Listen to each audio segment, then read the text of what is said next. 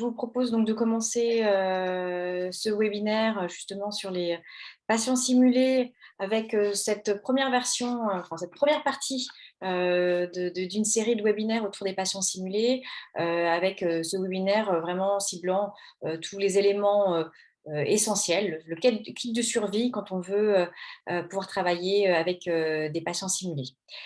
Donc je remercie bien sûr la Sofracims de nous avoir confié cette mission, à la fois au comité pédagogie dont je suis la responsable et puis également au comité patients simulés dont le professeur Bello est responsable. Et nous allons pouvoir avancer sur ce webinaire. Donc juste pour ceux qui ne me connaissent pas, donc moi Antonia Blagny, moi je suis médecin anesthésiste à l'hôpital Bicêtre, et puis je suis également responsable adjointe du centre de simulation de la faculté de médecine Paris-Saclay, la Sims. Et puis je participe bien sûr comme nombreuses facultés de médecine à la mise en place des échos sur notre fac.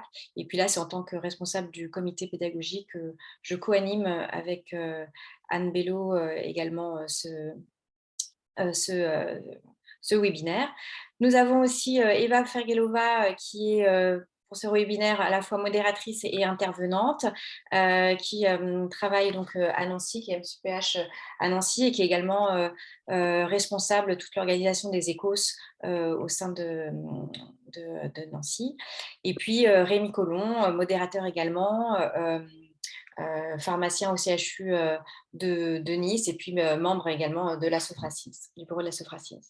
Et enfin, Anne Bello, qui est professeure donc, à Caen en néonatologie, et puis également responsable du programme sur les patients standardisés au sein de Caen, et puis membre du groupe international LASPI, et puis également responsable du comité patients simulés. Donc ça fait beaucoup de choses pour beaucoup de personnes, mais c'était important quand même que vous sachiez qui est qui, puisqu'on est tous finalement d'horizons très différents, et grâce à la simulation et la pédagogie, ça nous permet de se réunir ce soir. Je présenterai au fur et à mesure les intervenants. Donc, on va commencer les différentes présentations à 18h40, parce que quelques minutes avant, nous allons pouvoir d'abord visionner un petit film que Eva va nous montrer. Donc, on aura une première intervention, enfin en total 3 interventions, et puis une discussion à la fin avec les différents intervenants, et puis des patients simulés, Madame Catherine Martin, mais également Madame Lopez qui nous a rejoint et que je remercie. Si vous avez besoin d'intervenir pour poser des questions, déjà tout au long de fil de l'eau, lors des différentes interventions, n'hésitez pas à poser vos questions sur le chat, et puis on les colligera et on y répondra. On fera 15 minutes de présentation et 5 minutes de questions. Et puis, bien sûr, à la fin de chaque intervention, si vous souhaitez prendre la parole, on co-animera tout ça, et donc n'hésitez pas à lever la main pour qu'on puisse discuter ensemble. Mais on aura vraiment 20 minutes pleines de discussion à la fin qui sera également possible. Juste préciser que pour lever la main, c'est dans l'icône réaction et vous avez le petit icône lever la main. Et une fois que vous l'avez levé, vous pouvez aussi recliquer dessus pour la baisser. D'accord. Très bien, merci. Et puis bien sûr, pour l'aide technique, nous avons Bertrand Breck et Bénédicte Brunet pour nous aider à tout ça. Je vous propose déjà de visionner pendant quelques minutes un petit film un peu d'introduction sur les patients simulés. Eva, je vais te laisser le partage pour que tu puisses la mettre.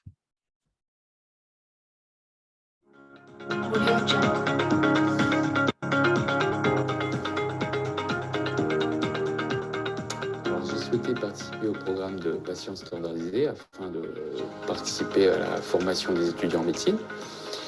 Donc le but pour moi, c'est de jouer un rôle de patient. Donc on a des formateurs qui nous expliquent comment simuler la douleur, annoncer des signes cliniques, jouer aussi les émotions du patient. Il y a donc un côté jouer un rôle qui est intéressant pour nous. C'est assez enrichissant parce qu'on en apprend sur les maladies et on aide à la formation des étudiants qui eux-mêmes vont avoir une évaluation après, où ils seront confrontés à notre cas, et après, pour nous, on va pouvoir échanger avec eux, voir ce que ça a donné, et Je trouve ça assez enrichissant pour l'ensemble. Et puis, on est dans un contexte d'apprentissage, mais avec le côté humain. Et c'est assez intéressant, et pour eux, et pour nous.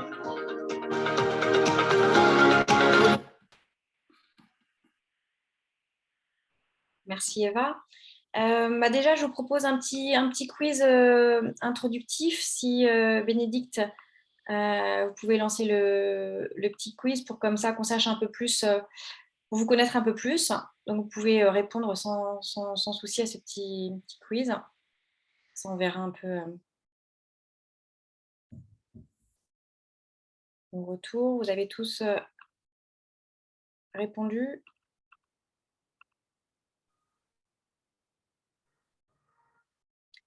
Bon, je pense qu'on peut voir les différentes réponses.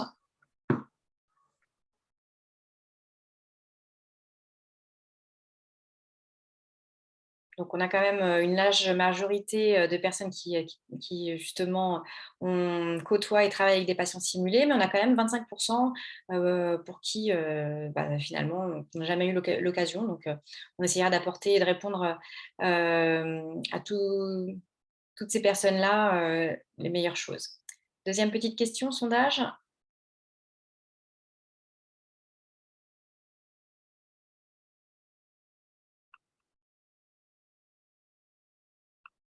Alors, je ne sais pas si c'est... Ah, voilà.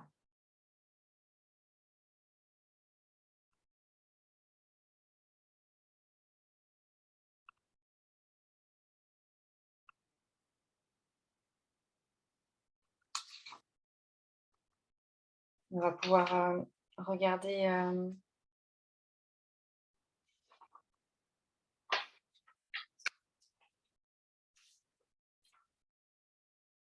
Donc là, pour le coup, effectivement, on a une plus grande proportion de personnes qui ne sont pas amenées à recruter des patients simulés. Donc, c'est toujours quand même intéressant à savoir. Et ça va permettre d'ailleurs d'introduire la première présentation du docteur Maud Ritowski, que je remercie d'avoir accepté de venir ce soir. Je te laisse probablement commencer à mettre ton partage d'écran pour pouvoir après pouvoir présenter. Donc, le docteur Ritowski est médecin en néonatologie au CHU de Caen et formatrice en simulation depuis maintenant de nombreuses années, mais également patiente simulée depuis 2018 et formatrice de patients simulés, entre autres pour les ECOS, depuis quelques années. Donc, merci beaucoup. Et comme ça, on va savoir comment se passe le recrutement justement du patient simulé.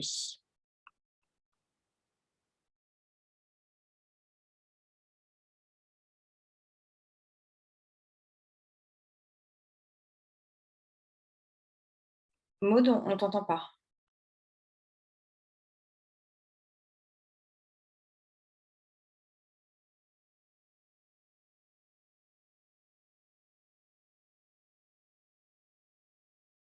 Alors, il y a mode c'était connecté. Elle est plus connectée. Ouais, je vais la remettre. Et les aléas techniques. C'est pour faire durer le suspense, hein, parce que finalement... C'est bon, mode est là, donc on va pouvoir...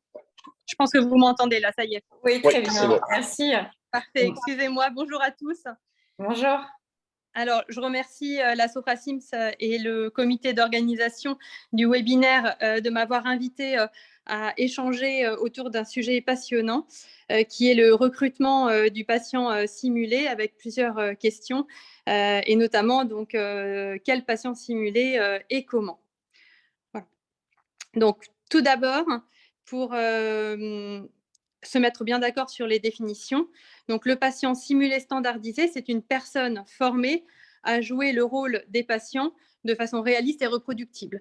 Et finalement, cette définition de l'ASPI, elle a évolué au fil du temps vers un concept un peu plus généraliste de participants simulés pour finalement répondre à toutes les diversités possibles de rôles qu'on peut jouer, puisqu'on peut être un patient, un coparent, un parent, un soignant, un témoin et bien d'autres. et également toucher tous les domaines d'action possibles, c'est-à-dire que ça soit de la formation continue ou initiale, de la formation ou de l'évaluation, donc là on pense notamment aux Écosses, et puis tous les champs possibles de formation, que ce soit de la consultation, l'annonce de la simulation hybride ou les Écosses. Voilà, diapo suivante. Donc, vous l'aurez compris, le patient simulé est un participant simulé, et il faut bien comprendre en fait que ce sont des partenaires d'enseignement, et ça c'est fondamental parce qu'ils doivent respecter un cadre qui est fixé par les formateurs pour atteindre les objectifs pédagogiques qu'ils ont fixés. Voilà, diapo suivante. Donc, à Caen, notre expérience a débuté en 2012 lorsque le professeur Bello a mis en place la formation à l'annonce de la mauvaise nouvelle. Alors, initialement, lorsque cette formation a été mise en place, l'équipe a fait appel à des acteurs bénévoles pendant 2 ans pour permettre ces formations, puis à des acteurs professionnels pendant 2 ans. Et ensuite, il a été décidé de se tourner donc vers la vie civile pour faire appel à des volontaires et afin de constituer un pool de patients simulés bénévoles. Voilà. Lorsque il y a des postulants, ils sont finalement inclus dans un processus donc avec plusieurs étapes, et durant la présentation, on se concentrera surtout sur les premières étapes, c'est-à-dire le recrutement et le screening de ces patients simulés. Pour revenir un petit peu sur les acteurs, très clairement, un acteur joue pour un public. Donc, il y a forcément, qu'il soit bénévole ou professionnel, un risque de prestation, mais cet écueil finalement disparaît lorsque l'acteur comprend et épouse finalement le rôle de patient simulé en tant que partenaire pédagogique. De manière un peu plus précise, pour les acteurs professionnels, finalement, il y a une très grande régularité du jeu qui assure une qualité, du coup, forcément. Pour les acteurs bénévoles, cette qualité est plus hétérogène. Alors, bien sûr, du coup, on s'est questionné un petit peu sur comment évoluer vers une meilleure qualité. Et on s'est dit, mais en fait, les acteurs, finalement, pourquoi est-ce qu'ils n'intégreraient pas finalement le cycle des patients simulés, puisque on s'est rendu compte qu'on avait besoin aussi d'aller chercher le vécu de ces personnes, et donc du coup, il y a nécessité d'un screening, d'une formation, et finalement, on peut avoir une expérience dans le théâtre, mais ce n'est pas forcément indispensable. Voilà. Diapo suivante. Merci. Donc, on l'a dit, donc on va regarder de manière un peu plus précise donc le recrutement et le screening des patients simulés. La suite des différentes étapes sera abordée dans les différentes présentations suivantes. Alors, tout d'abord, le T0, c'est le recrutement des patients simulés. Donc là, il y a eu une communication avec de multiples supports et des choses qui ont plus ou moins bien marché. Alors, l'affichage, clairement, il y a une faible rentabilité, qu'elle soit dans l'hôpital. Alors là, il y avait quelques secrétaires qui ont répondu, quelques patients, mais finalement, les gens, avec l'affichage, le regard a finalement été pas être trop été retenu par les affiches parce que les gens ne connaissent pas ce qu'est un patient simulé. Donc, la curiosité d'aller un peu chercher plus loin, malheureusement, il n'y a pas eu. Donc, il y a eu aussi un affichage intra-université UFR et puis dans les lieux publics. Et là, très clairement, ça n'a pas été un bon moyen pour recruter. Concernant l'e-affichage, donc la rentabilité a été un petit peu meilleure avec du coup une communication sur le site de simulation NorSims et puis aussi sur l'intranet de l'hôpital et puis l'université Interage. Et ça a permis d'avoir une constitution d'un pool de patients simulés avec des âges divers. Et ça, c'est plutôt bien, on le verra par la suite aussi pour pouvoir répondre aux différents besoins. Voilà, l'envoi de mails, alors ça a bien marché pour les étudiants parce qu'ils sont quand même très connectés et en l'envoyant sur leur boîte de l'université. Alors au début, pareil, comme ils ne connaissaient pas, ils ne s'en sont pas trop saisis. Et puis au fur et à mesure, c'est quelque chose qui a bien fonctionné. Et le moyen de recruter, on va dire, le plus qualitatif, ça reste le bouche à oreille, parce qu'à partir du moment où on a eu des très bons PS motivés, et du coup, il y a eu de la communication autour, et du coup, on a eu beaucoup de recrutement par ce biais-là. Donc, l'étape d'après, c'est le screening. Donc, on l'a dit, finalement, qu'on soit soignant, qu'on soit formateur de simulation, qu'on soit acteur ou finalement voilà, tout type de personnes, on doit passer par la phase de screening et de formation. Donc, le screening, on le réalise toujours en binôme, médecin-psychologue. Alors, ce sont des médecins-psychologues qui sont au minimum formés à la simulation, mais qui ont ou qui vont aussi travailler avec des patients simulés. Donc, on est en binôme et on reçoit chaque postulant de manière individuelle durant 10 minutes, et on fait ce screening du coup au centre de simulation, donc NorSims à Caen. Voilà. Donc, les objectifs de ce screening, ils sont multiples. Dans un premier temps, effectivement, comme on s'adresse à des personnes qui ne connaissent peut-être pas du tout la simulation et pas du tout le rôle d'un patient simulé, il est d'abord primordial en fait de un petit peu planter le décor et de la simulation et finalement de l'activité d'un PS au sein de la simulation, puisque celle-ci est très variée. Et puis, dans un second temps, il est indispensable en fait de voir à qui on a affaire. Et donc, c'est pour ça qu'on prend un certain nombre de temps. Donc ça, c'est surtout la psychologue en fait qui aborde ce point-là, parce qu'il faut identifier les motivations. Pourquoi est-ce que ces gens veulent venir et devenir patients simulés? Est-ce que c'est parce qu'ils veulent participer à la formation? Est-ce que c'est parce qu'ils en ont entendu parler et que plus tard, ils vont passer des écosses et que du coup, ça les intéresse de voir un petit peu ce qui se passe de l'intérieur?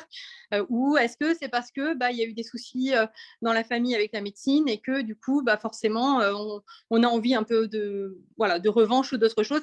Ça, c'est important d'identifier les motivations. Ensuite, on discute, alors bien sûr en garantissant la confidentialité de ce qui va être dit, mais sur un petit peu le vécu et les antécédents personnels et familiaux. Parce qu'effectivement, s'il y a des soucis, que ce soit personnels ou familiaux sur le plan médical, on va demander à cette personne de ne pas choisir certains scénarios volontairement, en évitant certains rôles, parce que notre objectif principal, c'est de garantir finalement le cadre pour garantir les objectifs pédagogiques et donc la sécurité émotionnelle aussi de l'apprenant. Et on sait que la sécurité de l'apprenant passe par la sécurité aussi du patient simulé, et que certains rôles faisant écho à des antécédents peuvent justement briser ce cadre et gêner très fortement l'étudiant et puis le patient simulé aussi, bien sûr. Voilà.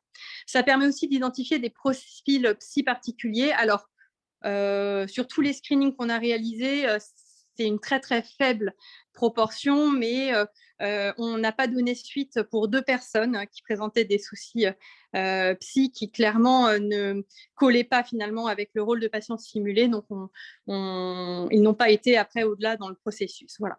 Et puis la dernière chose aussi, c'est de vérifier le sérieux, parce que lorsqu'on met en place une formation, vous le savez, pour beaucoup nécessitant l'intervention des patients simulés, il faut qu'il y ait une préparation du scénario, une ponctualité et une confidentialité. Donc, il faut s'assurer que les motivations et que la rigueur en fait est là. Voilà. Et enfin, on discute un petit peu du cadre individuel de l'activité, c'est-à-dire qu'en fait, est-ce qu'ils sont d'accord dans certaines formations pour qu'il y ait un examen clinique? Alors bien sûr, que ce soit par exemple une auscultation, palper le ventre, etc. Et puis, leur préciser aussi que dans certains types de scénarios, ils peuvent en fait on peut leur demander de venir en short, en t-shirt, et donc être sûr que ça ne pose pas de soucis. Voilà. On vérifie aussi s'il y a des cicatrices significatives ou pas, parce que ça peut aussi après induire en erreur sur certaines prises en charge. Voilà. Donc globalement, de 2017 à 2020, on a constitué un pool de 29 patients simulés, donc avec un tiers de personnel hospitalier, médical et non médical, quasiment un tiers de retraités. Et puis, il y avait des étudiants, dont 3 qui étaient en médecine. Voilà. À ce moment-là, c'était uniquement pour des sessions formatives, donc c'était annonce de mauvaises nouvelles et consultation. Voilà. Le tournant un petit peu de 2019-2020, c'est qu'il y a eu la mise en place des écosses facultaires pour les DEPASME 1, 2 et 3.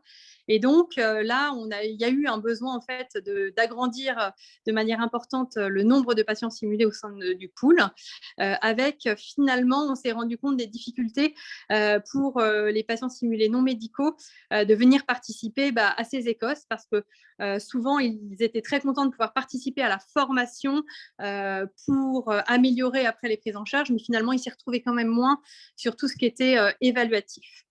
Et puis, deuxième aussi chose, c'est qu'il y a eu la pandémie du Covid, et donc finalement, on a eu un peu plus de difficultés à mobiliser les PS retraités, et c'est vrai qu'on en a perdu comme ça après plusieurs sur la suite des formations. Donc, on a recruté au sein des patients, des étudiants de l'UFR de médecine de Caen, parce que bon, voilà, on avait besoin d'un grand nombre de PS, mais on s'était aussi rendu compte que ces 3 étudiants au sein de notre pool initial, eh bien, ils étaient bons, ils étaient motivés, ils étaient sérieux. Et donc là, du coup, on a fait fonctionner beaucoup les mails et le bouche à oreille pour recruter et screener à ce moment-là. Et donc, en mai 2022, on avait un pool de 139 patients simulés, dont 111 étudiants en médecine, alors bénévoles, de la L2 finalement à la DEPASME 3, avec un cadre donc, particulier pour eux, bien sûr par rapport aux autres patients simulés non étudiants en médecine, puisqu'ils ne peuvent pas participer aux écosses de leur promotion. On insiste très lourdement sur la confidentialité des scénarios qu'ils reçoivent. Alors, ils ont accès aux scénarios et à la vidéo d'entraînement qu'on réalise, mais ils n'ont pas accès aux grilles d'évaluation. Et puis, on leur demande de bien sûr respecter le scénario et les règles d'écriture aussi, pour que forcément, ça soit aussi reproductible, standardisé. Et donc là, on a observé un double bénéfice, un bénéfice pour eux et aussi un bénéfice pour nous. Alors pour eux, il était évident parce qu'en fait, leur motivation, c'était de voir les écosses de l'intérieur.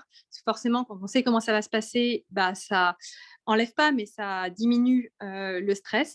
Et puis, c'est un très bon outil pédagogique pour eux sur plusieurs points, notamment le comportement, parce que forcément, quand on joue le rôle d'un parent et qu'on a les 3/4 des étudiants qui arrivent et qui parlent à 3 cm de nous, ça peut gêner, et forcément, on en tire un apprentissage. Donc, il y a sur le comportement, mais aussi sur les connaissances, parce que finalement, ils ont appris beaucoup sur la structuration de l'interrogatoire, l'examen clinique et puis la démarche, en fait, parce que c'est ça qui nous intéresse, c'est surtout la démarche. Voilà, donc diminution du stress et de l'appréhension, on l'a dit. Et puis nous, notre retour, c'est qu'ils sont très assidus. Il n'y a jamais eu d'absents il y a eu des écosses de l'année dernière, il y avait plus de 60 patients simulés, il n'y avait pas un retard et pas d'absents. Ils sont très bons, puisque on est plusieurs formateurs, psychologues et puis les médecins du coup du screening qui circulons au sein des différentes stations pour vérifier la standardisation et pouvoir reprendre après si besoin avec le patient simulé. La confidentialité, elle est respectée, puisque alors on a eu des fuites, mais c'était surtout des fuites d'étudiants du matin par rapport à l'après-midi, mais pas des patients simulés aux étudiants. Parce que souvent, alors parfois ils ont le diagnostic, mais alors ils n'ont pas du tout le chemin et la démarche pour y arriver. Et ils ont une éthique finalement du patient simulé, c'est-à-dire qu'ils savent très bien que s'ils ne respectent pas le cadre, de toute façon, malheureusement, on sera obligé de les exclure du pool de patients simulés, et ils prennent à cœur leur rôle, ils savent qu'il y a un bénéfice pour eux, donc ils sont respectueux du cadre. Voilà, et très clairement, alors on n'a pas fait d'études, on n'a pas de statistiques dessus, mais le ressenti des évaluateurs lorsqu'un patient simulé se présente en tant qu'étudiant, lorsque pour le coup il passe les écosses en tant qu'étudiant, il y a très clairement une impression de meilleure performance au niveau du comportement et de la structuration. Voilà. D'ailleurs, à ce jour, il n'y a pas eu de patients simulés recalés lors du passage des écosses en tant qu'étudiant. Par contre, alors le souci, c'est que forcément, on ne peut pas réutiliser les scénarios qui sont joués pendant les 5 années suivantes, puisque ils ont accès, comme on l'a dit précédemment, au scénario, même s'ils n'ont pas accès à la grille. Voilà, donc concernant les patients simulés, alors forcément, il y a nécessité de les évaluer, c'est-à-dire qu'il faut, surtout pour les Écosses, vérifier qu'il y ait une standardisation. Donc, à chaque Écosse, en fait, on passe du coup pour être sûr que le jeu soit bien standardisé. Et lorsqu'on a constaté, mais alors c'est très rare, mais une fois, il y avait une patiente simulée qui était peut-être trop empathique envers l'étudiant et qui l'aidait trop. Voilà, donc là, du coup, on a été obligé secondairement de l'exclure en lui expliquant pourquoi du pool de patients simulés. Et notamment quand c'est des examens, c'est très important. Et pour ça, on utilise du coup la grille d'évaluation, la MASP, lors de ces passages. Voilà. Et il y a toujours un feedback du coup aussi donné en fin de session. Et concernant ensuite donc, le débriefing des patients simulés, alors ça, c'est aussi très important, c'est-à-dire qu'on le sait que quand on joue 30 fois d'affilée un mot de tête ou une douleur ailleurs, on sait qu'on peut avoir mal après la session. Lorsqu'on a joué une émotion, on peut aussi ne pas se sentir très bien après ou être très fatigué. Et donc ça, c'est assuré le plus souvent par les psychologues, un temps de parole après la formation pour discuter justement de ces effets psychologiques ou physiques secondaires aux Écosses. Et elles sont bien sûr disponibles aussi dans les semaines qui suivent si jamais il y a besoin. Et donc, après avoir eu un pool de patients simulés finalement assez sur une pyramide des âges assez étendue, puis avoir recruté beaucoup d'étudiants, on se rend compte quand même qu'on recherche différents types de profils de patients simulés. Alors les étudiants, c'est parfait pour les Écosses. Et d'ailleurs, on a mis en place là en 2023, donc, par le professeur Bello, une UE patient simulé pour les étudiants en médecine de l'UFR de Caen sur plusieurs années. Et puis, dans le cadre des Écosses, on peut prendre des étudiants qu'on peut vieillir avec des perruques, des cannes, pour jouer par exemple un scénario de gériatrie. On peut aussi pour un rôle de parent, mais effectivement, dans d'autres types de formations, on sent quand même que ça a ses limites.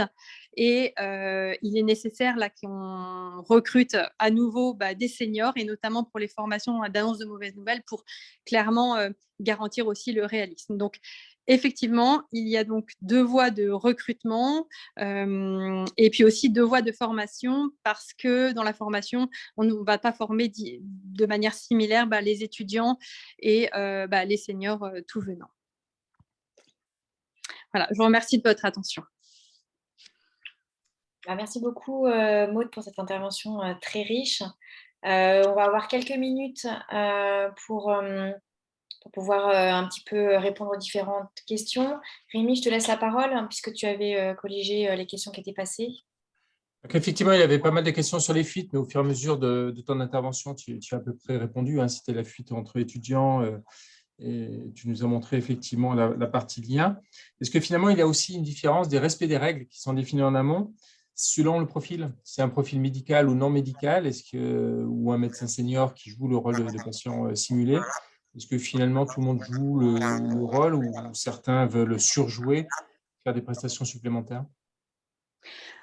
Alors, ça peut arriver, oui, effectivement, qu'il y ait une volonté de surjouer, mais ça, c'est tout l'intérêt, effectivement, du screening et aussi de la formation, parce qu'effectivement, ça, on insiste lourdement sur la nécessité de suivre, finalement, le scénario qui est écrit sans place à l'interprétation.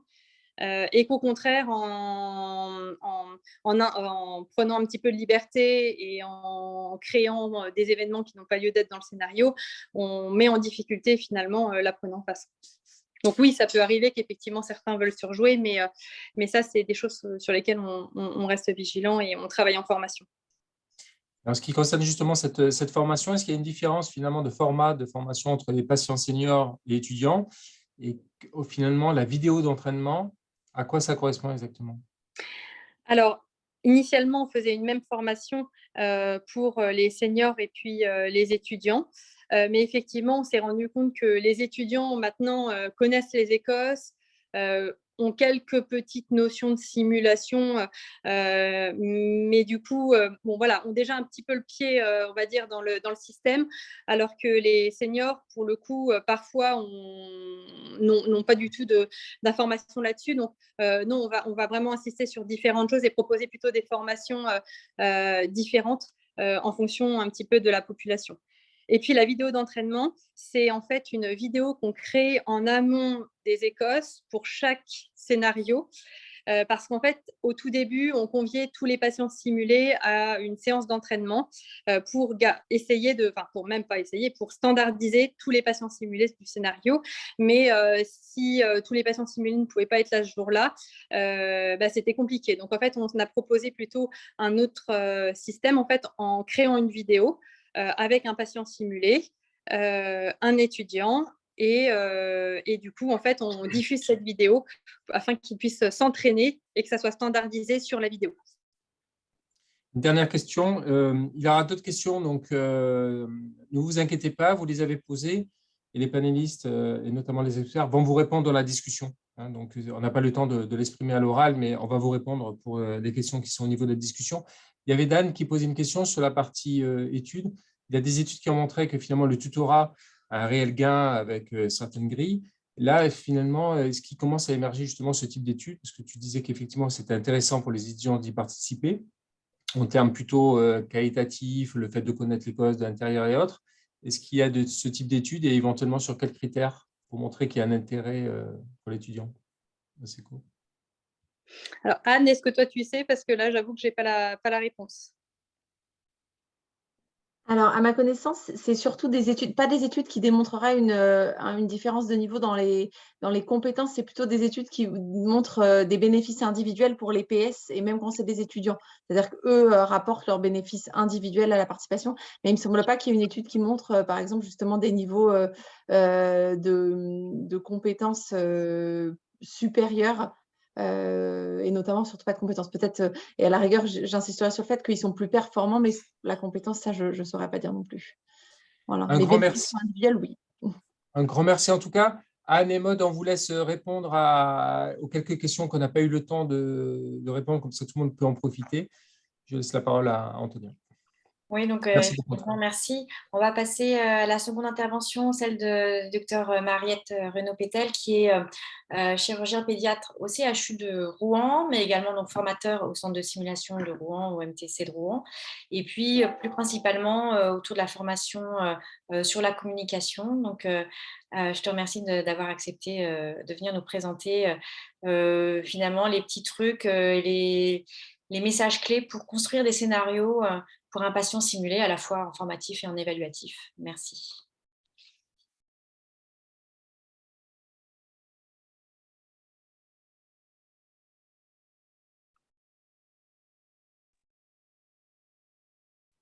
Bonjour à tous. Je remercie la Sofracims et le comité d'organisation de me permettre de présenter donc aujourd'hui sur la construction des scénarios pour patients simulés. Donc, merci Antonia d'avoir fait une petite présentation. Je tiens juste à donc préciser que je travaille donc depuis plusieurs années avec des patients simulés qui sont, comme à Caen, des volontaires bénévoles et depuis effectivement la période Covid, des étudiants, parce que ça peut influer un peu sur mon discours. Donc évidemment, cette présentation fait état de mon expérience et de ma pratique. Hein, tout est soumis à discussion par la suite. Donc finalement, les problématiques que j'ai identifiées pour un scénario écrit pour patients simulés, c'est avant tout que ça reste un scénario de simulation, donc il va falloir définir évidemment précisément des objectifs pédagogiques. La petite particularité finalement, c'est que ces objectifs pédagogiques vont cibler la communication sous toutes ses formes et il va falloir le prendre en compte, puisque finalement, il faut garder un réalisme au niveau des dialogues, une certaine spontanéité. Il va falloir se préoccuper des émotions jouées par les patients simulés, sans perdre de vue le respect du scénario, voire éventuellement une certaine guidance pour le formatif. Alors, je profite de cette diapositive pour poser une question que je laisse ouverte et qui est finalement quel formateur choisir pour écrire ces scénarios, enseigner ou évaluer la communication. On travaille avec des patients simulés, donc on travaille facilement avec des psychologues. Quel est le rôle du psychologue éventuellement dans ce rapport à la communication et à ces scénarios qui vont viser à ça. Les objectifs secondaires à garder en tête quand on écrit un scénario pour patients simulés, ça va être évidemment la sécurité des apprenants, mais aussi la sécurité des patients simulés, puisqu'on va avoir des scénarios qui peuvent être éventuellement chargés émotionnellement.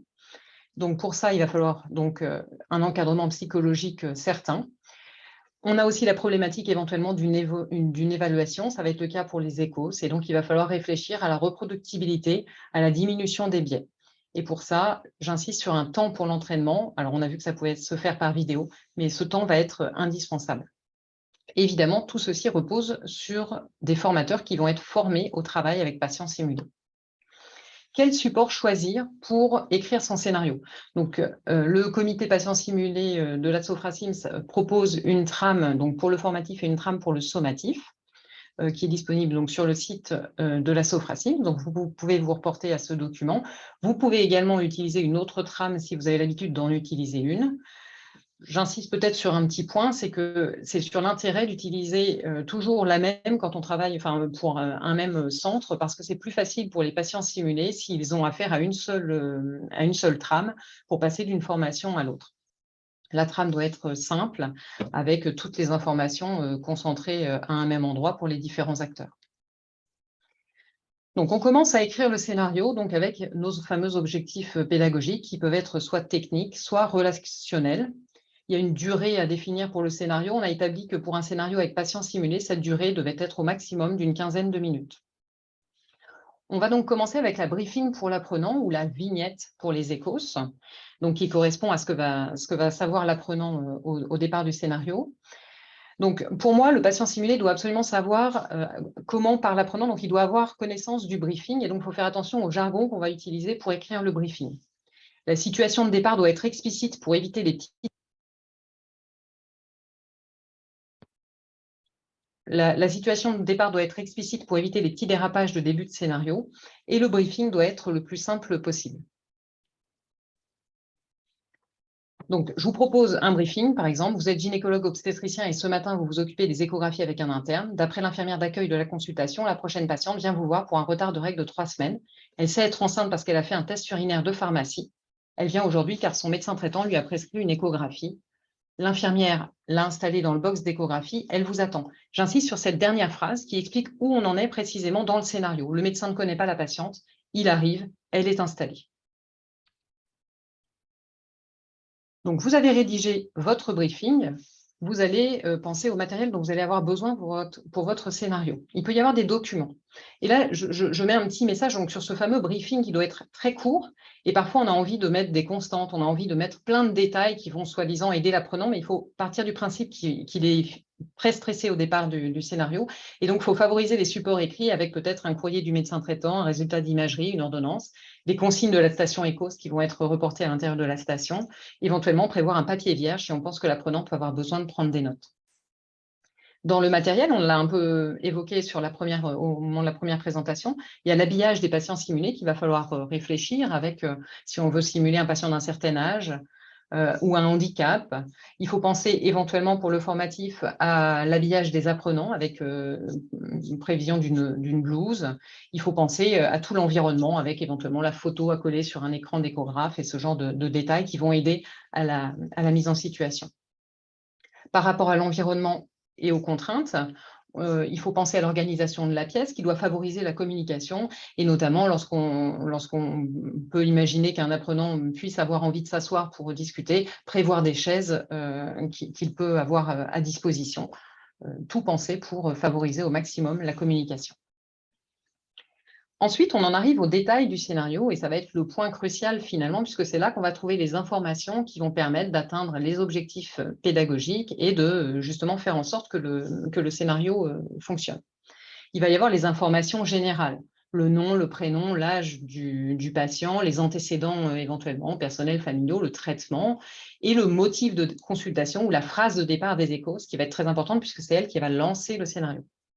Et puis ensuite, il faut penser à toutes les petites informations qui vont permettre de faire la conversation, notamment dans les scénarios où on prévoit du bavardage. Je pense par exemple à des scénarios qui pourraient se faire sous anesthésie locale.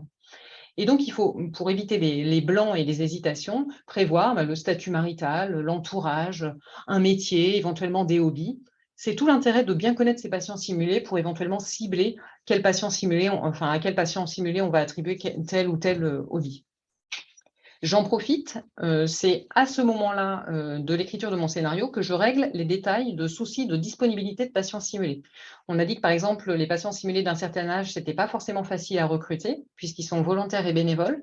Moi, je n'ai pas facilement de garçons, d'hommes qui sont patients simulés. Et donc, c'est là que je règle le problème de l'homme qu'on ne voit pas, c'est-à-dire le mari de la patiente de gynéco, le papa. Et donc là, je mets toujours une petite phrase d'explication pour pas que ça pose problème dans le scénario. Il est en déplacement, il est en train de garer la voiture, il n'est pas là, mais c'est expliqué. La position de départ peut être précisée à ce moment-là. Le patient, il va être soit assis, soit debout, soit agité. Ça va permettre, encore une fois, de se mettre dans le scénario d'emblée. Ensuite, on arrive sur le corps du scénario, donc avec cette importante phrase d'introduction qui lance le scénario. Ça va être « Docteur, je viens vous voir parce que… » Bonjour, vous êtes le chirurgien qui m'a opéré. Et c'est de là que l'apprenant va pouvoir se mettre en situation et pouvoir commencer à poser des questions et attendre des réponses. Pour les questions-réponses, évidemment, on ne va pas pouvoir tout détailler. On ne peut jamais imaginer toutes les questions qui vont être posées par l'apprenant.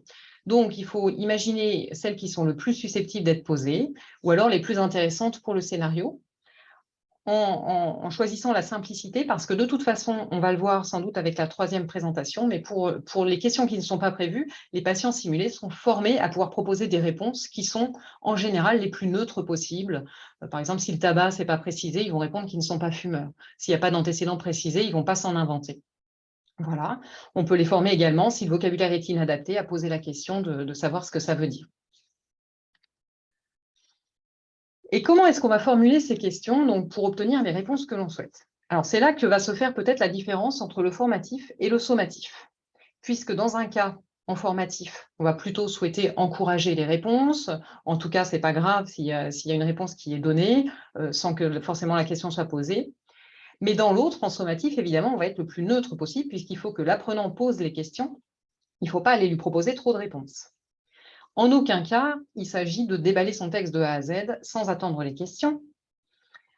Mais en formatif, on peut éventuellement laisser une petite place à une certaine guidance pour un scénario qui, par exemple, n'avancerait pas du tout ou n'arriverait pas sur les objectifs pédagogiques.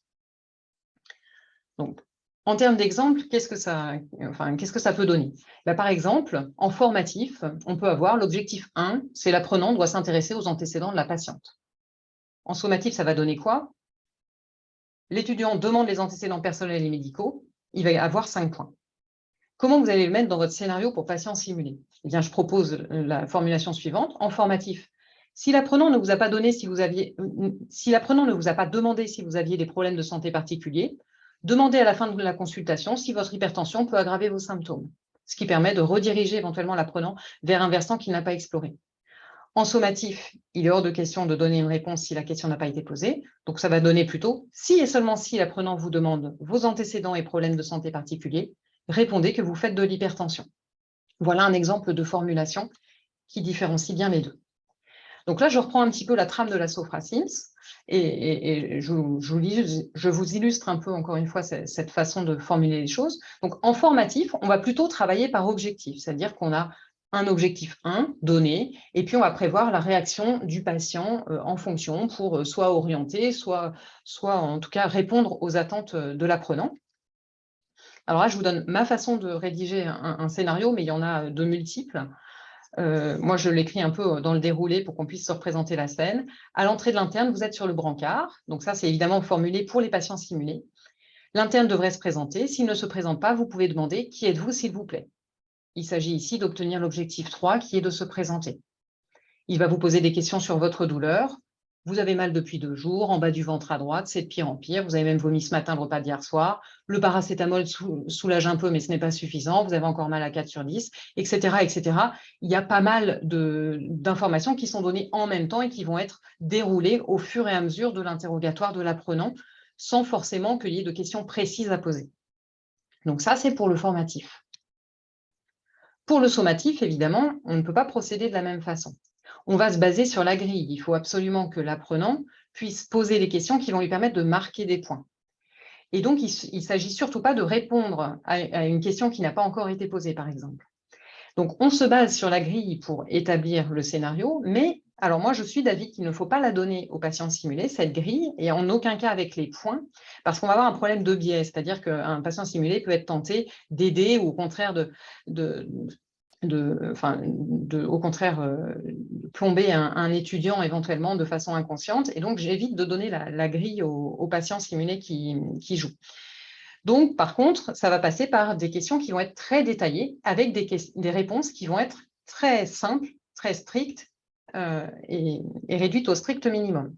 Donc, ça se reflète dans la trame de la Sopra-Sims, faite spécialement pour le sommatif, et ça peut donner ce genre de choses. Si on vous demande l'intensité de la douleur, vous répondez « c'est très douloureux », avec éventuellement une EVA. Si on vous demande la date de début de la douleur, j'ai mal depuis quelques heures. Voilà, et plusieurs exemples de questions avec, encore une fois, des questions très précises et des réponses très courtes et ciblées. Alors, travailler avec des patients simulés, c'est pouvoir introduire des émotions, évidemment, au moment des scénarios. Alors, moi, j'utilise une échelle des émotions, clairement, que j'ai pris de la formation patient simulé que j'ai pu observer à Caen. Et donc, en fait, le principe, c'est de travailler en formation avec les patients simulés sur différents degrés d'émotion. Et donc, on leur fait travailler là-dessus pour qu'on puisse ensuite les réutiliser au moment des scénarios, ce qui peut se traduire, par exemple, tant que l'apprenant n'a pas présenté d'excuses, vous jouez la colère à 4 sur 10. Un petit mot sur les émotions, parce que c'est évidemment quelque chose qui peut être très intéressant au moment des scénarios. Il faut faire attention aux émotions trop fortes. C'est-à-dire qu'une émotion trop forte risque d'entraîner un dérapage au moment du scénario. On peut imaginer par exemple une agressivité très élevée au moment du scénario. D'abord, va être difficile à jouer pour un patient simulé, mais en plus risque de charger inutilement le scénario en émotions et risque de perturber un peu le déroulé de l'affaire. Ensuite, quand le scénario, vous avez l'impression qu'il est terminé, j'insiste sur le fait que la relecture me semble indispensable, que ce soit par un collègue, un autre formateur, et après chaque session.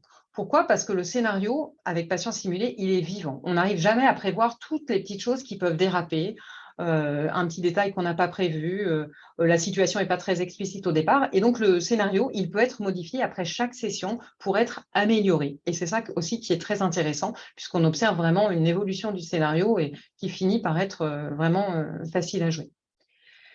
Si le scénario est difficile ou s'il est sanctionnant, j'insiste sur la nécessité de faire des répétitions, et notamment en cas d'écos, vraiment prévoir soit des répétitions où effectivement on a vu des vidéos, mais un temps spécifique pour pouvoir standardiser les choses et faire en sorte que ce soit vraiment reproductible.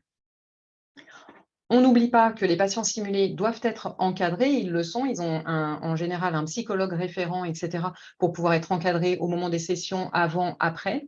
Et donc, ça implique une coopération indispensable avec les responsables du recrutement et de la formation des patients simulés, qui sont en général en relation avec le psychologue, voire même le psychologue fait partie de cette équipe. Voilà, si vous-même ne travaillez pas forcément avec des patients simulés, il faut à un moment prendre contact avec l'équipe pour voir un petit peu comment ils ont l'habitude de procéder. Voilà, ensuite il reste à profiter de sa session avec patients simulés. Je vous mets une petite biblio, essentiellement des choses qu'on peut trouver sur le site de la Sopra-Sims. Merci beaucoup Mariette pour cette intervention. On va passer, on a 5 minutes, quelques minutes pardon, de questions. Rémi, as-tu colligé quelques questions? Il y a déjà pas mal de choses qui sont en cours de réponse sur le chat. Mais as-tu Oui, il y avait quelques questions sur justement l'échelle des émotions. C'était diffusable, en fait, vous la montrez donc, aux patients. Et de l'autre côté, la question, sauf erreur, c'était aussi diffusable et il avait une demande sur est-ce que quand finalement utilise la même échelle d'émotion, est-ce que c'est où finalement chacun va utiliser votre propre échelle? Alors, à Caen, en fait, ce qu'on fait, c'est qu'on l'a, je ne sais pas ce que vous faites vous maintenant, Mariette, mais nous, en fait, c'est une partie du processus, c'est en formation de la faire constituer par les PS. C'est-à-dire qu'en fait, on leur met une échelle, on va de 0 à 10, on donne des exemples de pas de colère, la pire colère imaginable, vous passez la personne par la fenêtre, et ensuite, on va faire travailler les personnes en petits groupes Vous essayez de me faire 3 de colère, à votre avis, c'est quoi? Vous, 6, etc. On fait ça avec tristesse, colère, anxiété. Et on les fait travailler en fait pendant plusieurs minutes en leur demandant qu'est-ce que ça, à votre avis, ça donne sur les mimiques du visage, l'attitude corporelle, le langage, etc. Et en fait, on remet en commun après, à l'issue de ce petit temps, parce que en fait, c'est important que les gens, ils vont aller chercher un peu en eux-mêmes à ce moment-là ce que ça veut dire pour eux.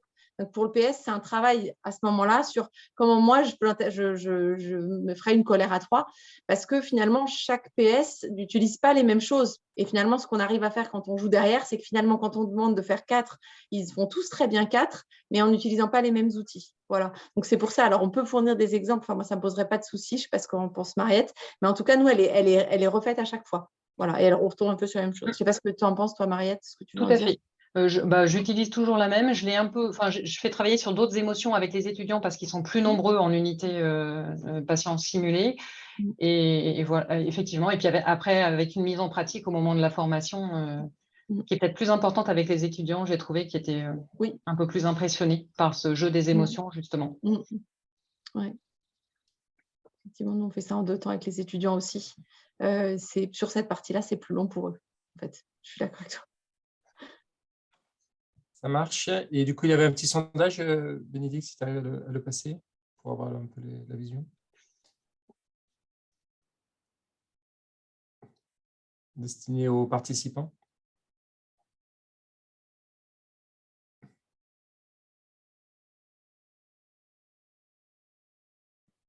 Je pense qu'on va pouvoir avoir les réponses.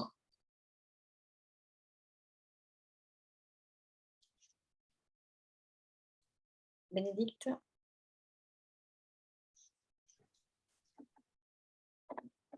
Très largement, donc avec son collègue formateur et après tout petit peu côté sous l'eau, mais essentiellement donc en binôme avec le côté formateur. Ça, je pense qu'au fur et à mesure aussi de l'expérience, bien sûr, ça évolue et autres. Merci beaucoup en tout cas pour votre intervention très claire, hein, comme l'a souligné les participants. C'était vraiment très bien, tout comme la première. Oui, très bien. Merci beaucoup, effectivement. Et on va passer à l'intervention du docteur Eva Fergelova, donc de l'équipe de Nancy, que j'ai présentée tout à l'heure, et qui coordonne également toute la grosse partie sur les écos de manière spécifique, avec aussi participation à la construction de toute la partie de formation qui est sur le site de l'UNES. Alors, est-ce que Eva, tu as pu mettre ta présentation? Oui, bonsoir à tous. Oui, j'essaie de partager le... Ouais. Et donc là, ça va être vraiment autour de quelle formation pour le patient simulé, au sens large, pas forcément pour les échos, mais comme ce qu'on a fait là, tout ce qui était formatif, évaluatif. Et donc, Eva va nous donner des pistes de réponse autour de ce sujet-là. Alors, est-ce que vous voyez un Oui, écran? on voit, tu n'as qu'à mettre en plein écran. Ouais, je suis en train de...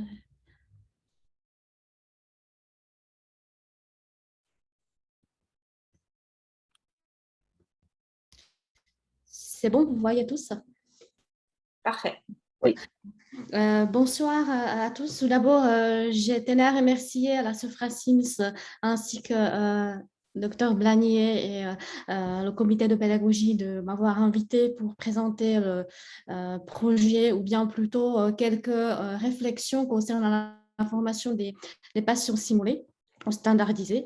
Il s'agit donc d'une expérience qui est issue de notre équipe à Nancy, en collaboration avec Annie et Rosa Lopez, qui est notre participant standardisé. Également en collaboration avec le groupe ECOS, en particulier le professeur Bello et le professeur Fayet, avec qui nous avons élaboré quelques séquences pédagogiques sur le site de l'UNES, que vous pouvez retrouver facilement sur le site de l'ISA, avec quelques éléments qui pourraient vous aider de construire le programme de formation destiné aux formateurs de participants standardisés et aussi le participant standardisé lui-même. Donc, il y a un parcours qui propose les outils que vous pourrez télécharger gratuitement, également les schémas de formation pour les courses formatifs et sanctionnants, ainsi que les stations filmées qui illustrent le jeu finalement des patients standardisés afin qu'on puisse apprendre sous les erreurs ou bien aussi d'essayer d'évaluer la prestation de patients simulés. Maude a déjà défini le patient standardisé, le patient simulé. Je voulais juste préciser que dans le cadre des ECOS, les participants standardisés peuvent jouer un rôle soit d'un patient standardisé, soit d'un professionnel de santé standardisé, et ça va déterminer aussi la stratégie de notre formation et le recrutement. Concernant la patient standardisé, il peut jouer un rôle du patient, d'un parent, un aidant. Le professionnel de santé, ça peut être un infirmier, aide-soignant, médecin. Et on peut recruter pour ces rôles les professionnels de santé. Donc, ça nous facilitera finalement le recrutement de participants standardisés. Je ne veux pas redire tous les aspects de recrutement et la formation qui étaient déjà bien résumés par mes collègues. Je vais essayer juste de vous présenter quelques outils. On les a construits ensemble selon la littérature, c'est notre expérience. Donc, comme on avait déjà souligné qu'il y a 3 éléments principaux qui déterminent finalement la standardisation de la prestation du rôle de patient standardisé. Donc, c'est le recrutement, la sélection finalement de notre cohorte et aussi leur accompagnement dans le cadre d'apprentissage actif de leur rôle. Aussi, si on rencontre des difficultés, les problèmes finalement peuvent être issus de la stratégie de sélection et de notre stratégie de formation de patients simulés. Donc, c'est la raison pour laquelle on devrait standardiser chaque étape du programme PS.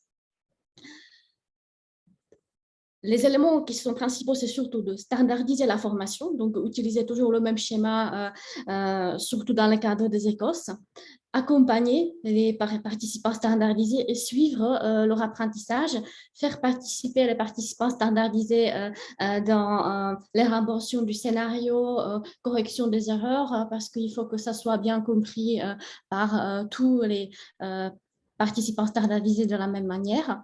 Ce qui est important, c'était déjà souligné par Maude et aussi par Anne, c'est le briefing et la rétroaction. Avant chaque séance de formation, ou bien aussi avant et après chaque séance d'ECOS. Il faut favoriser l'évaluation par les pairs parce que nous, en tant que formateurs, on comprend peut-être le scénario de manière différente que les patients standardisés. Donc, très souvent, lors de la formation, on corrige le script afin que ce soit bien clair. Il faut garder un groupe homogène de PS. Ce que la littérature aussi souligne, qu'il ne faut pas changer les PS tous les ans. Donc, selon l'expérience que nous avons eue, nous avons réfléchi donc sur finalement le rôle du PS dans la procédure de formation. Ce qui finalement fonctionne très bien, c'est le format de l'apprentissage actif dans lequel finalement le patient standardisé est impliqué directement. Donc, on commence toujours par la description du personnage, la personnalité du patient, son état émotionnel, avec des données psychosociales. Il faut que la personne qui joue le patient standardisé puisse comprendre le contexte. Donc, le niveau des étudiants, comment finalement le patient comprend son problème de santé. Il faut qu'on précise bien le contenu médical, donc l'histoire, les symptômes et leur évolution. Et aussi, ce qui est important, c'est la lecture et la répétition en groupe. Il faut favoriser l'engagement et l'interaction entre le PS, le jeu de rôle, et aussi la rétroaction et l'évaluation par les pairs. Donc, ce sont les éléments qui nous permettent aussi de comprendre si les PS ont bien compris le scénario.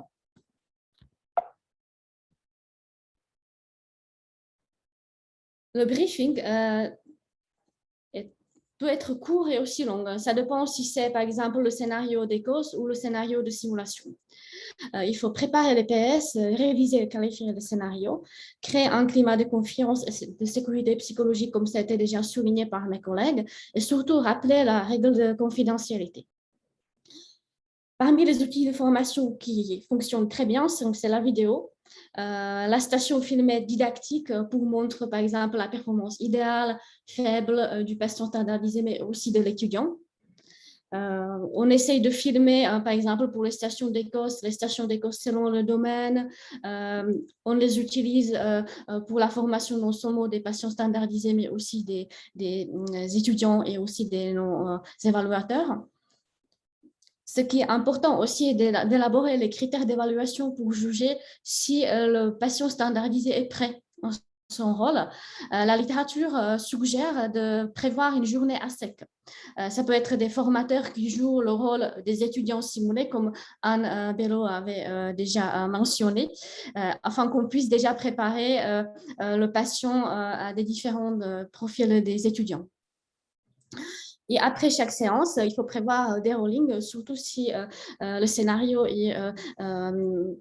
finalement implique les émotions du patient.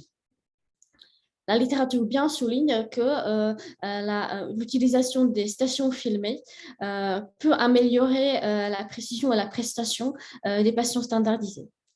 C'est beaucoup mieux en fait de voir visuellement que de décrire. Donc, sur le site de l'UNES, on avait préparé quelques stations filmées pour qu'on puisse s'entraîner pour évaluer la prestation de patients standardisés en utilisant les échelles proposées à Maastricht. Maud les a déjà mentionnées. Sur ce site, on peut visionner donc, la station filmée, donc c'est la station d'Écosse qui dure exactement 7 minutes, évaluer la prestation de patients standardisés directement en ligne, regarder finalement les réponses anonymes des autres apprenants et puis soumettre une nouvelle réponse, éventuellement pour voir si notre évaluation n'a pas été très correcte, et puis revoir tous les éléments que nous avons peut-être manqués ou des imprécisions grâce à la rétroaction. Donc, il y a aussi, on avait essayé de faire aussi une taxonomie didactique des stations filmées pour montrer quelques, par exemple, situations de dysfonctionnement, de comportement inapproprié ou au contraire une bonne performance du patient simulé. Et ici, ce sont juste quelques schémas que je voulais vous montrer rapidement parce que ça nous permet finalement de planifier la formation de nos patients standardisés. C'est adapté selon la publication qui est apparue en Medical Teacher déjà en 2005. Maud et Anne aussi vont souligner donc la séance d'information qui est importante lors de recrutement de patients standardisés. Ça permet déjà de leur introduire le programme, des règles finalement de jeu, aussi l'importance ou bien l'introduire des écosses et le principe des écosses, et puis essayer de lire ou de jouer le cas d'écosse avec les patients standardisés. Par exemple, un an, si on fait cette séance d'information suite au recrutement pour l'ensemble des patients simulés, ça nous permet déjà de voir s'il y a des patients qui sont motivés, ou bien qui sont plutôt découragés, et aussi de cibler un peu les rôles selon les différents domaines d'Écosse, parce qu'il y a par exemple des personnes qui souhaitent jouer uniquement l'examen clinique ou uniquement l'interrogatoire, donc ça nous permet de mieux construire la banque des patients simulés. Puis, dans le cadre de l'Écosse formatif, le scénario est distribué à peu près 4 semaines avant, et la première séance est réalisée en groupe, et la deuxième séance ou éventuellement troisième séance individuellement à distance ou en présentiel. On essaye dans la première séance d'intégrer aussi le rédacteur du script afin qu'on puisse corriger éventuellement les erreurs. Mes collègues vous ont déjà présenté les étapes, donc le briefing et aussi le débriefing, leur importance. Lors de la journée de l'Écosse formatif, on essaie aussi de faire une petite séance de briefing avant l'Écosse et le débriefing avec feedback à chaud après la séance. Et on essaie de débriefer aussi avec les formateurs et éventuellement avec aussi les médecins évaluateurs. Voici un autre exemple donc, de parcours plus simple pour les coachs formatifs avec un schéma finalement qui présente exactement ce qu'on essaye de faire pour préparer le PS à l'oral sur un scénario. On essaye de faire au minimum une séance en présentiel de manière individuelle ou à distance. Ce qu'on souligne surtout, c'est la confidentialité et interdiction de faire des copies du script. Anne Bello a déjà expliqué que des fois, on peut avoir des fuites d'informations, mais c'est surtout côté étudiant. On n'a pas eu en Nancy non plus fuite des informations de la part des participants standardisés. Lors de la journée d'Écosse, on essaye de revoir surtout les points principaux et le comportement à simuler. Et pour l'Écosse formatif, on essaye de filmer chaque station pour bien former les patients simulés. Pour l'Écosse sanctionnant, la formation commence un peu plus tôt, donc déjà 6 semaines avant l'Écosse sanctionnant. On a 2 patients standardisés ce soir avec nous et ils vous décriront leur expérience. Puis l'entraînement est réalisé souvent en présentiel, une séance de 2 heures. Et puis, après, on fait une séance d'entraînement à distance. On forme un PS un maximum à 2 rôles, pas plus. Et suite à la journée d'Écosse, on fait donc le débriefing à chaud et puis le débriefing à distance. Donc, c'est le schéma qu'on avait élaboré avec Anne Bello et avec Albert Fayet afin qu'on puisse harmoniser nos approches. Donc, ce qui fonctionne très bien, c'est la station filmée didactique où on montre la performance du PS et de l'étudiant. On utilise aussi une grille d'évaluation générique et spécifique selon le scénario pour évaluer la prestation du patient simulé. Et concernant l'expression des émotions et des douleurs, il est proposé d'utiliser les échelles. Malheureusement, il n'y a pas des échelles uniques harmonisées, donc il faudra travailler sur ce point. Concernant le briefing avant la formation, je voulais juste souligner quelques points. Donc, il faut expliquer tous les termes médicaux que le PS doit comprendre et tous les termes médicaux qu'il ne devrait pas. Par exemple, c'est le cas des participants standardisés qui jouent le rôle d'un infirmier. Il faut expliquer ce que le PS doit savoir et aussi s'ils ont bien compris le contexte. Et si nécessaire, il faut décrire donc l'état émotionnel. Pour le langage verbal, il faut donner des phrases attendues. Pour le langage non verbal, il faut décrire les attitudes physiques et c'est mieux d'utiliser les stations filmées. Et il faut aussi, pour certaines situations, donc si on a des objectifs pédagogiques précis, décrire la réaction attendue du PS. Il faut intégrer donc, dans la séquence de formation toujours donc, la rétroaction. La rétroaction peut être orale ou écrite par des formateurs ou bien par les pairs. La rétroaction peut être réalisée aussi par l'étudiant sur la performance du PS. Et on soumet également les questionnaires d'auto-évaluation à nos PS pour voir comment ils ont vécu la situation, si ce sont se sentent en difficulté ou si, par exemple, la journée était trop fatigante parce que des fois, ils doivent jouer le rôle du patient toute la matinée.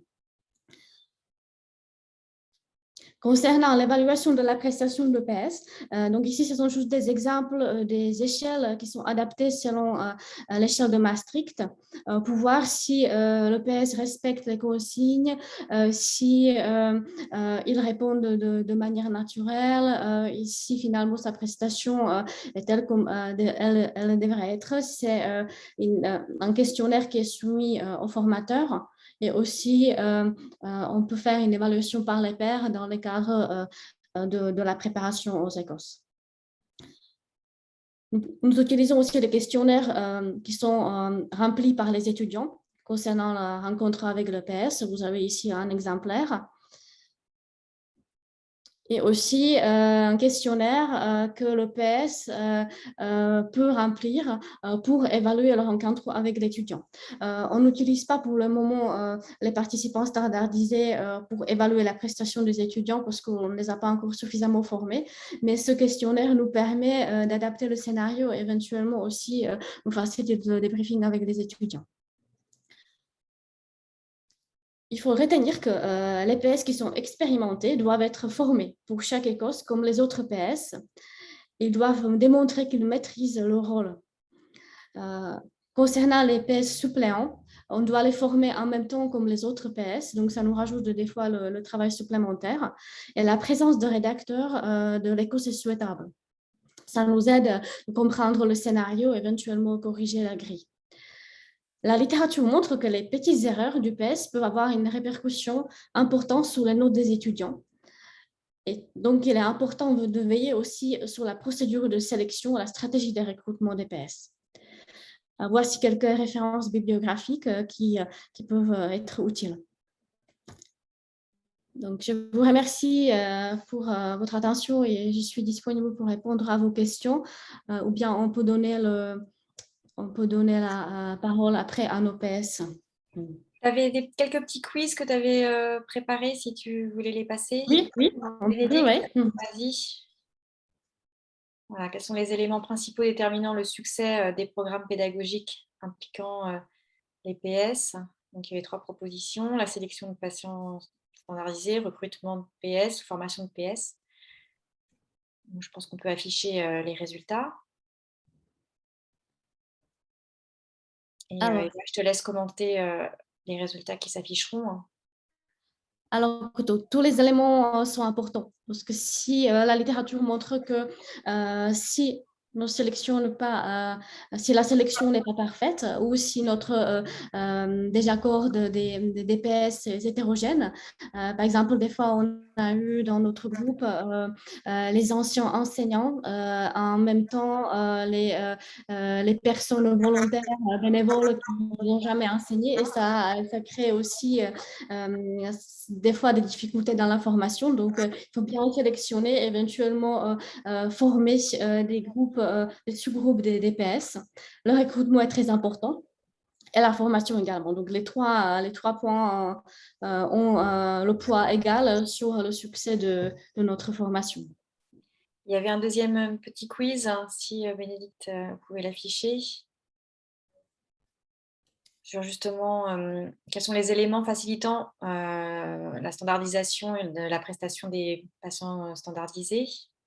Donc, il y avait plusieurs propositions, les vidéos, le briefing et débriefing lors des séances de formation, la rétroaction, l'évaluation de la prestation de patients standardisés, et puis groupe homogène de patients standardisés.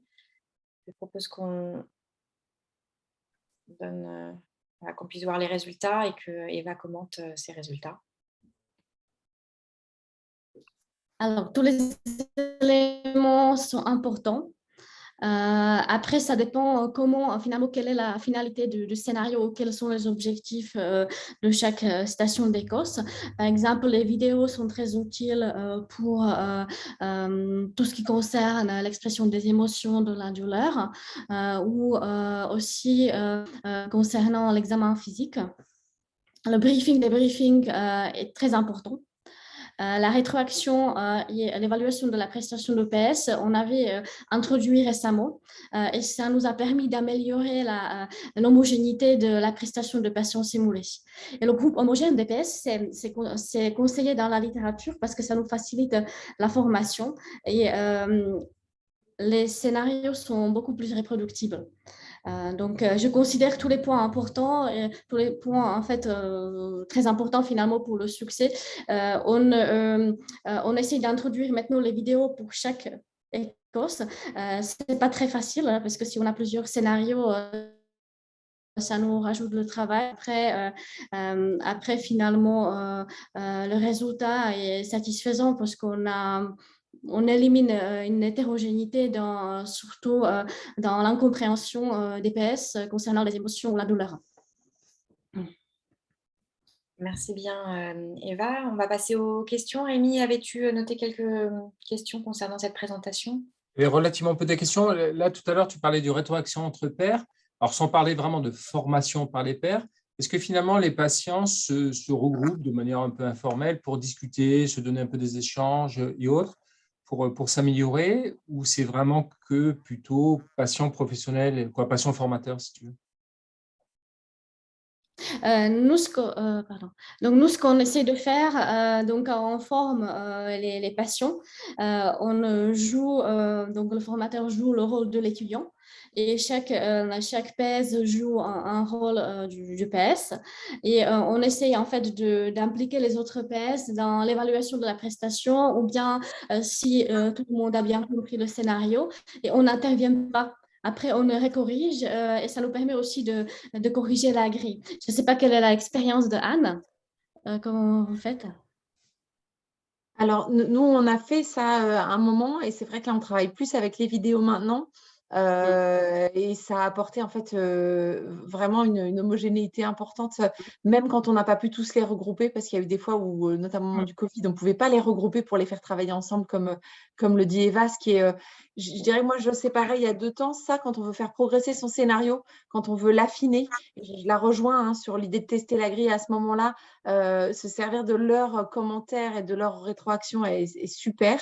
Et après, quand on veut les homogénéiser, c'est vrai qu'on n'a pas toujours pu, la vidéo fonctionne bien. Et quant aux échanges entre eux, quand ils se regroupent, ils ont tendance à échanger un petit peu entre eux sur un peu spontanément, en fait, quand ils se croisent ou quand ils se retrouvent sur leur pratique. Moi, j'ai l'impression, je ne sais pas ce que tu en penses, Eva, mais même nos seniors le faisaient entre eux, en fait. Enfin, le font. Oui, et ça marche très bien. Ça nous a permis vraiment d'améliorer les scénarios et des fois, la grille change radicalement après. Ouais.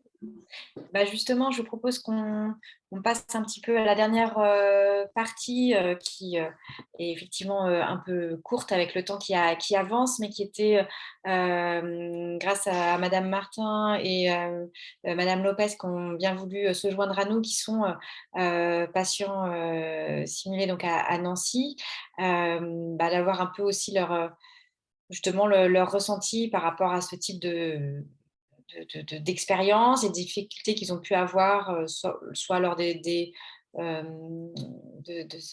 scénarios, soit lors de leur formation. Merci beaucoup en tout cas d'être venu. On peut peut-être commencer par Madame Lopez.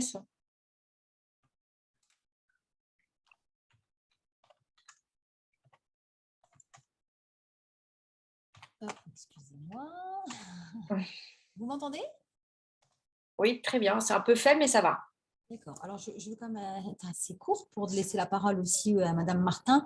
Moi, de mon point de vue, ce qui me faisait assez peur au début, c'était effectivement d'être un professionnel de santé, puisque je suis infirmière. Et en fait, finalement, je me suis rendu compte que c'était presque plus facile, en fait. J'ai vraiment réussi, mais c'est à force de répétition, effectivement, à me détacher et vraiment à prendre le rôle d'un patient, parce que finalement, les patients, on les côtoie tous les jours. Donc, j'arrive aussi à m'imprégner des fois de discours de patients. Enfin, je m'imagine bien le patient, en fait, dans ma tête, parce que je suis professionnelle de santé. Donc, je dirais que maintenant, pour moi, être patient et professionnel, ce n'est pas du tout incompatible. Et, je sais pas, Bon, après, moi, j'ai peut-être un petit biais, c'est que je fais aussi du théâtre. Donc, c'est sûr que j'ai aussi cette habitude de facilement peut-être jouer des émotions. Bah, forcément, j'ai une petite expérience en théâtre et je pense que ça m'aide aussi à être vraiment impartial et garder toujours le même rôle, en fait. Voilà, c'était ça les difficultés. Après, les difficultés, c'est vrai que c'est peut-être la fatigue quand on en fait beaucoup sur la journée. Ça, je ne cache pas que peut-être au début, on est un petit peu tout soufflé comme ça, on va y aller, mais non, je pense qu'au bout d'un moment, il faut vraiment avoir conscience qu'on ne peut pas faire une station sur toute une journée, c'est compliqué. D'accord. Donc, en fait, entre guillemets, habituellement, c'est de quelle heure à quelle heure à peu près pour qu'on se rende un peu compte? Donc, une fois, j'ai fait quasiment une journée. C'est vrai que c'était quand même… voilà, c'était quand même… Donc, je pense qu'une demi-journée, c'est bien. D'accord. Il faut s'en faire, parce que c'est vrai que le premier, on s'aperçoit que plus on fait, plus on est à l'aise et après, vraiment, on standardise. Moi, je me suis aperçue, finalement, je disais quasiment les mêmes phrases au même moment et on devient comme un robot, quel que soit l'étudiant. Il y avait justement une question là dans le chat qui était est-ce que vous pourriez nous dire à peu près combien de temps vous avez investi bénévolement justement pour les étudiants? Là, vous en êtes à combien de journées de formation? Et quand est-ce que vous avez commencé?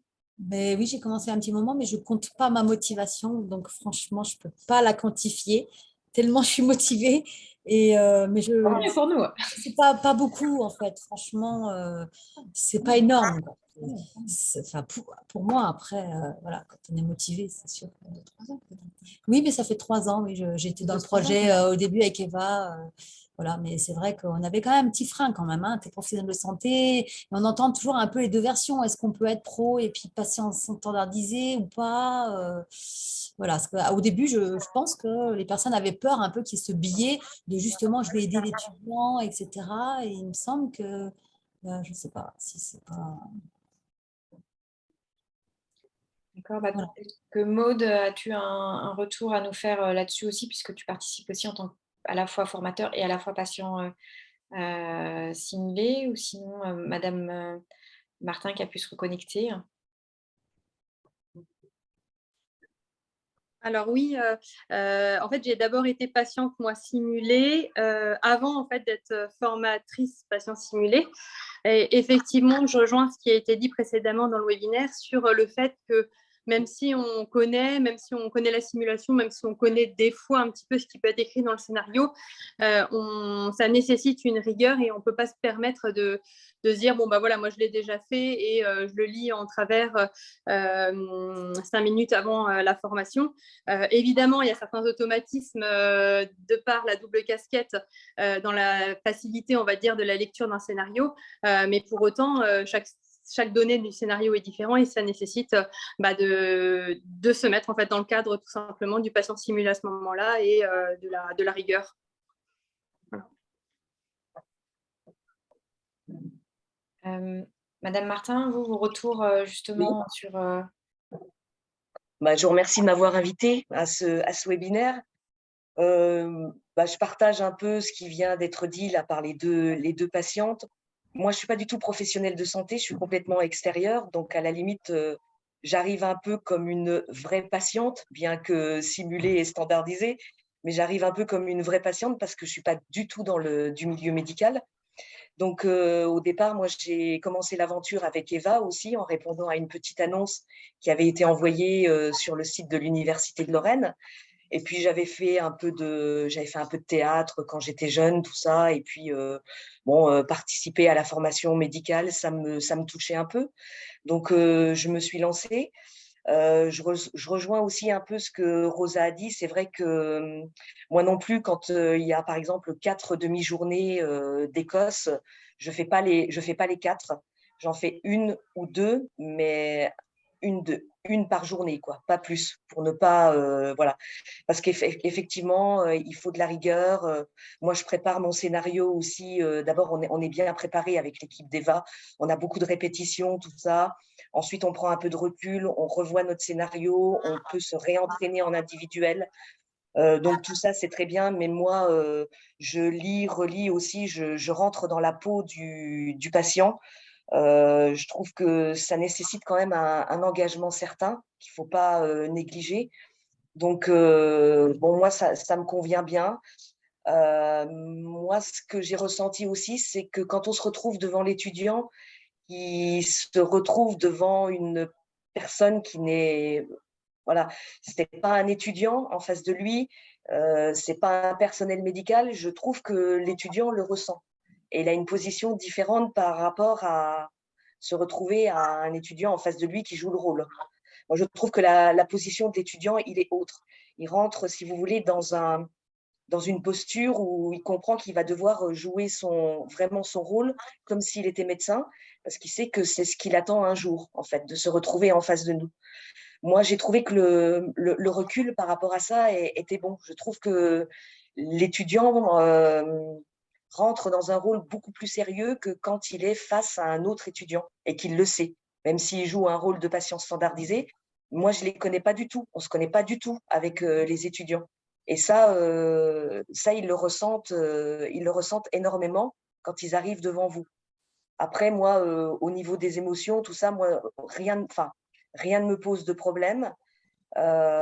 C'est vrai que je fais aussi, je réalise bien les consignes qu'on m'a données, c'est-à-dire on les aide pas trop, on les pousse à aller poser les questions qu'il faut, du style vous fumez, oui, mais il faut attendre combien. Après, voilà, c'est l'exemple le plus simple, mais voilà, on ne dit pas systématiquement oui, je fume un paquet par jour, oui, je fume 10 cigarettes par jour, voilà. Moi, on respecte bien les consignes qui nous sont données. Moi, c'est une expérience très enrichissante et à chaque fois, je suis tombée avec des évaluateurs formidables, donc tout se passe bien. Moi, j'ai pas eu d'expérience négative sur ce plan-là. Donc, j'espère que ça continuera longtemps comme ça.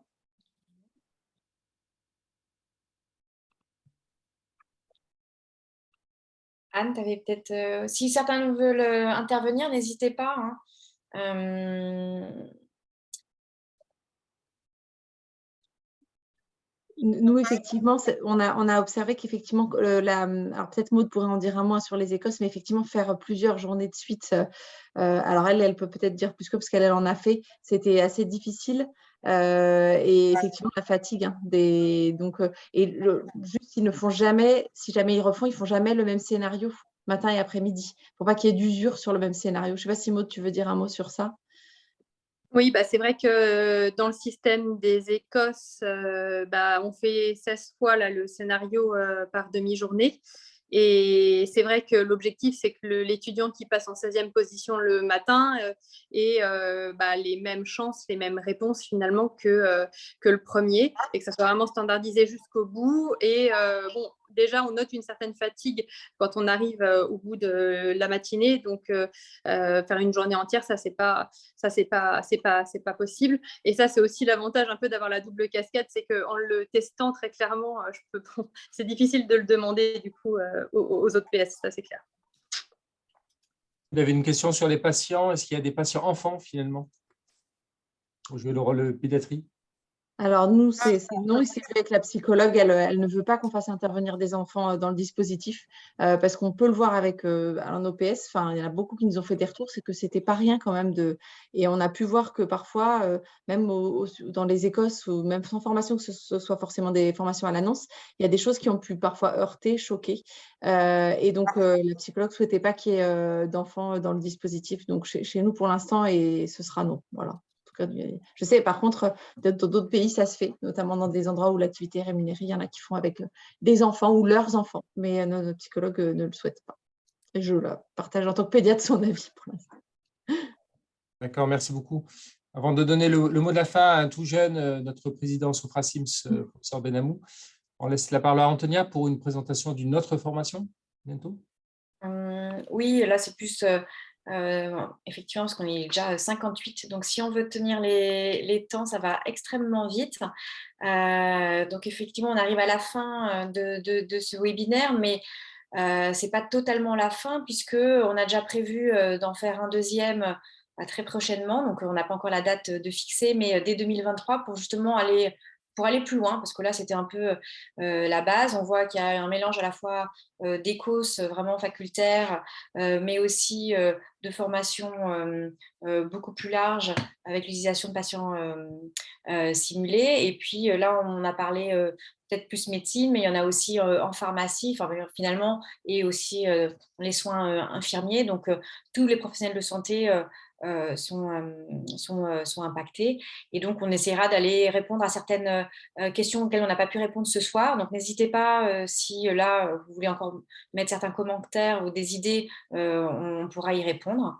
Et puis, dans les prochaines formations totalement différentes, il y a une formation au Debriefing with Good Judgment qui va être réalisée très prochainement le 8 et 9 décembre 2022. Donc, n'hésitez pas à vous inscrire.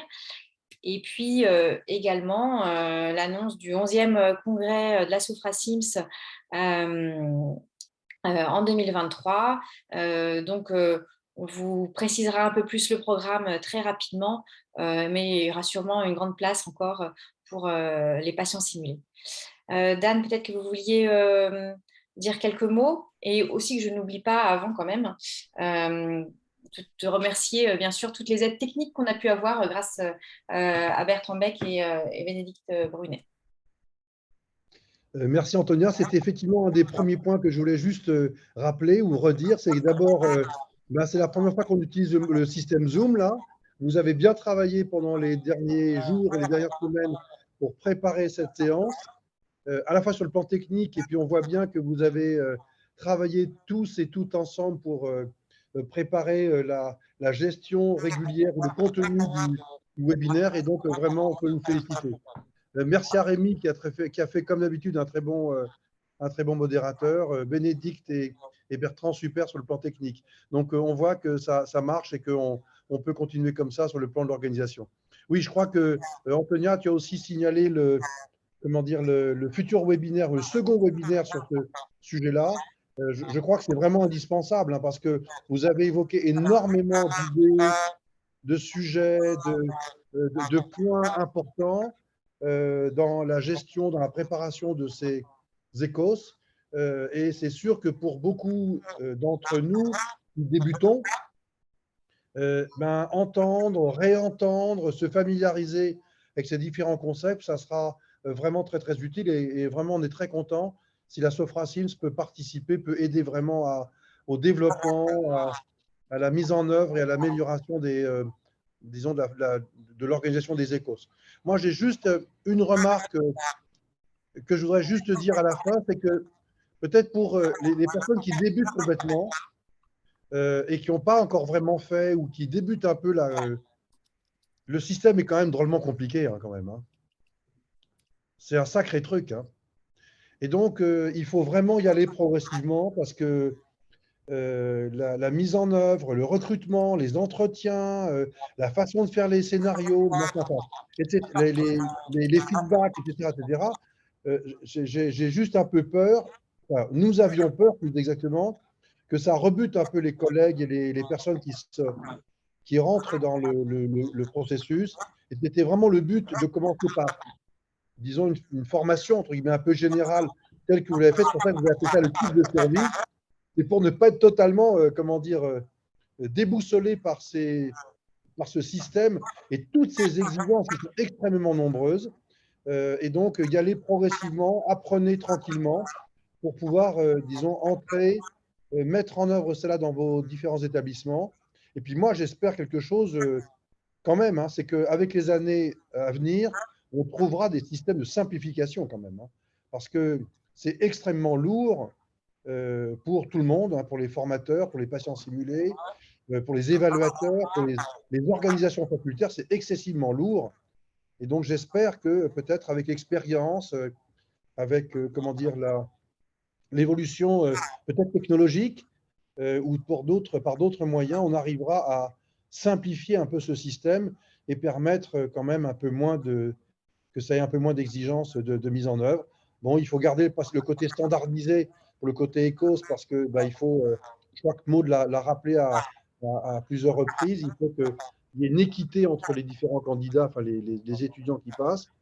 Mais quand même, tout ça, ça a besoin de beaucoup de travail. Donc, chacun va s'y mettre. Pour ceux qui n'ont pas encore commencé, on voit qu'il y en a parmi nous quelques-uns qui ont une expérience de plusieurs années. Donc, on va beaucoup vous aspirer vos connaissances et votre expérience. On attend encore que vous nous donniez le maximum de tout ça. On va vous interroger très fréquemment sur ça. On attend le prochain webinaire avec impatience pour poser encore d'autres questions sur tout le sujet. Et puis, au fur et à mesure que les habitudes vont se prendre, on ira peut-être de plus en plus dans le détail. On posera d'autres éléments, d'autres questions que les questions générales que vous avez évoquées aujourd'hui. D'abord, donc, un grand merci à vous toutes et vous tous sur ça. Rendez-vous au prochain webinaire sur les écos. On peut dire aussi qu'il y aura un webinaire Sofra-Sims en fin d'année sur un tout autre domaine qui sera autour de la chirurgie. Hein, c'est le professeur Louis Sibert qui s'en occupera.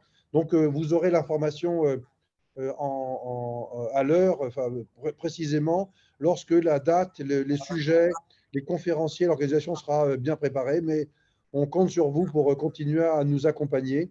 Merci au nom de toute la Sofra-Sims, également à tous les participants qui étaient présents. Voilà, je vais me taire maintenant. Il est 20h05 déjà. Voilà. Et on peut dire un petit au revoir à tout le monde. Merci encore à tous. Et puis, continuons à travailler ensemble, à développer toute la simulation et les formes plus ou moins dérivées telles que sont les écos. Merci beaucoup. Ah, c'est très joli là, ce que vous nous montrez là. Formidable. Je ne sais pas qui a lancé ça, c'est le débit ouvertement, mais en tout cas, c'est super. Voilà, à bientôt et bonsoir à tout le monde. Au revoir. Bonne soirée, au revoir. Bye.